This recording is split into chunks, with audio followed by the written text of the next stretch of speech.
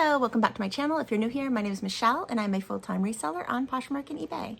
Today, I'm just going to touch on a little controversial topic of who should not be purchasing online secondhand. Who shouldn't be? And I have not heard any videos. I'm sure there may be on YouTube, but I have not seen any. And so I am going to be very straightforward and blunt of who should not be purchasing online. And you may have a difference of opinion. Obviously, it's fine if you do. Okay, so I've been reselling on and off since 1999. That's when I started selling on eBay. And now I sell on Posh. I kind of doodled a little bit with Depop and Mercari back in the day, and even one reselling platform called Bonanza, which I don't even think is around. But you know what? Back up, before eBay, I was selling on Amazon when Amazon, gosh, maybe 2007 or 2006. No, not 2010. 1999, I started eBay. 1997, 1998, when Amazon was an auction site. I started selling, and it was just auctions. And I remember purchasing on Amazon some little dolls for my daughters at that time, and then realizing, hey, I could do this. And I started going to thrift stores and yard sales and selling on Amazon just for a little side gig. And then I went to eBay full force. So selling for this many years has made me realize a lot. The first thing it's made me realize is that you're not going to please everyone. You're not going to please everyone. And obviously that goes with any job you have, any belief you have. You know, there's always going to be people who disagree. But I want to specifically hone in and talk about people who should not be buying online. And that is people that are looking for perfection, I would say. So of course, if someone wants to go to Amazon or Walmart.com or Nordstrom's or anything that they're purchasing from a company that sells new with tags, okay, you know, that's fine. But I'm talking about people who go to secondhand online thrift stores, essentially, like, you know, ThredUp, Poshmark, eBay, Mercari, all the ones that I mentioned. And they were looking for something brand new.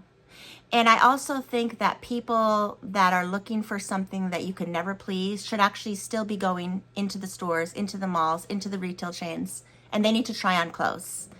Because there has been dozens of people since I've started reselling that I've found a pattern. Okay, so I see a sequence. So I do know what I'm talking about regarding this, because since 1999, guys, it's 2025. And what I have noticed is that someone will come across a listing and they will like it. They don't know if it's going to look good on them. They don't know if it's even their style. They just happen to like it. And because they're not sure, they want it for pennies. Maybe they either don't know you're reselling and this is your income that is feeding your family, or maybe they just don't care. Maybe they're not even thinking about, you know, behind the scenes. So say I have something listed for 30 and someone comes along and says, will you take 10? I'm going to say no, that this is my full-time job. I am a reseller, and the lowest I could do, if something was 30, I'm going to say the lowest I could do is 20, because then there is my profit that I need to make, the cost of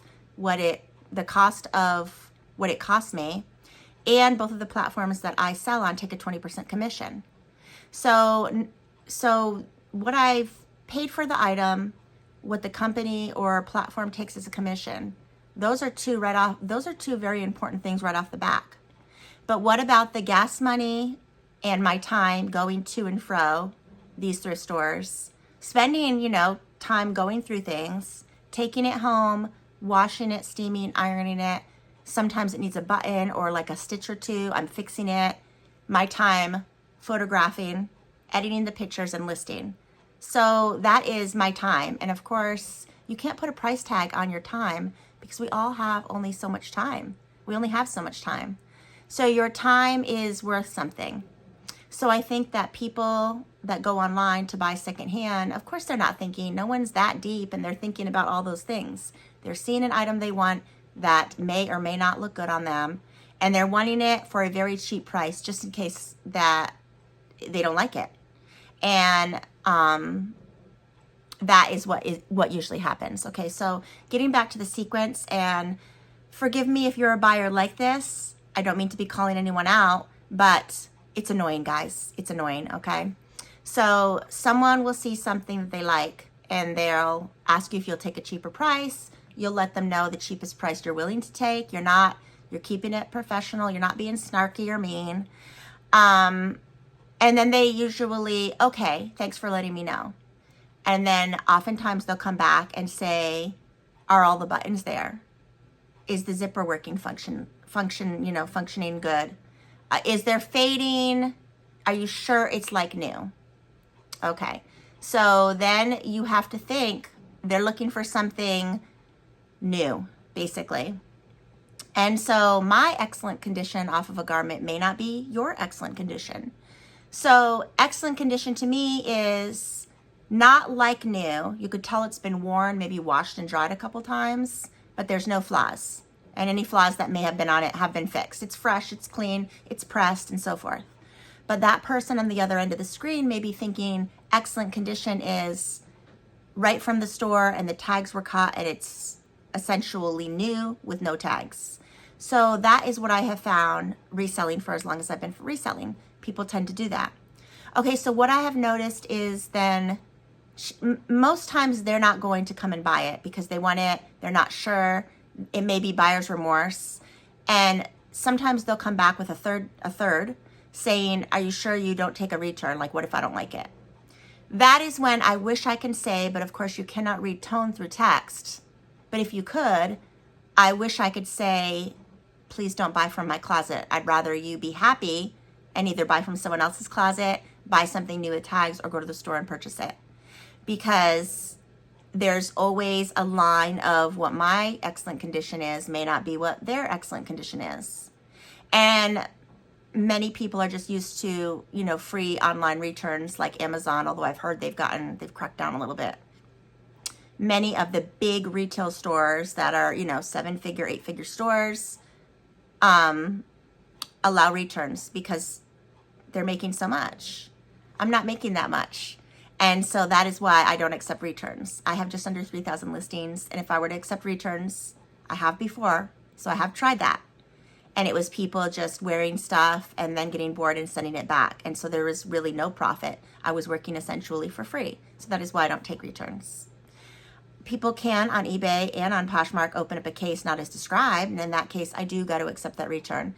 Not as described is maybe I overlooked a broken button, although to the best of my knowledge, I've never done that. Or like the zipper, maybe wasn't as smooth as they wanted. They could open in a case like that and they would get a return. But essentially, I'm not of the mind frame where people are just, everybody's out to get you. Everybody's mean, everybody's a pill. No. I feel like for the most part, people that shop online are actually nice. They either care about the environment and don't want to spend retail. They're anti-fast fashion, so they're looking for a natural, organic flax, linen, 100% cotton. They're not looking for rayon, polyester, and the cheaper fabrics. So they're looking for their tried and true good brands on the secondhand market for a discount because retail clothes is expensive. And fast fashion too is not as cheap as it was even a decade ago or 5 years ago.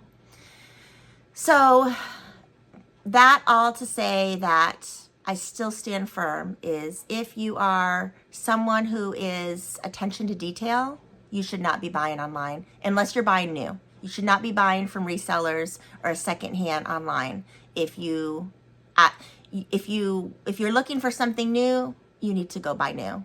I know that sounds awful, guys, but it is what it is. It's my opinion. So getting back to it, I feel like when I have people ask me more than one question. One question is okay. Like we all have a question. I may be interested. I'm a seller, but I'm also a buyer. I try to buy everything that I own secondhand. I can't stand buying retail. I can't stand it. If I can get it secondhand, I would much rather be able to get it secondhand. And so what I have found is if people come in right off the back, they ask you if you could have a cheaper price. Even if you say that the price is firm, as soon as they say, hey, can you do cheaper? You're your business model. You're in charge of your own brand and you're reselling. If you've already said that this is the cheapest you can go, it's rather rude to say, oh, but I want, no, that's rude, okay? So you wouldn't go into a store, or would you? Would you go into a retail store? Like, maybe I should try that for content. What if I take a dress from Walmart and ask to speak to the manager and ask them if they can give me a better deal on it? I don't know, you know? But so people that ask a bunch of questions, okay? And I'm not talking about measurements. People that ask a bunch of questions. I've had some crazy questions asked of how many times something's been zipped, how many ties has it been tied, like on a runner, a trainer, a sneaker, like how many times has it been tied? How many times was the garment washed? How many times was the garment worn? What I have found is those sound crazy, those questions, but people ask them and they want an answer. So before I actually would just disregard them as crazy questions, but now I always give someone an answer because I've realized that as crazy as it sounds, if someone wants to know how many times that zipper has been zipped on your hoodie, they want an answer. 25? 25 sounds good. So I will always give them an answer. I mean, I will look at it and whatever answer comes up in my mind, I'm giving them that answer.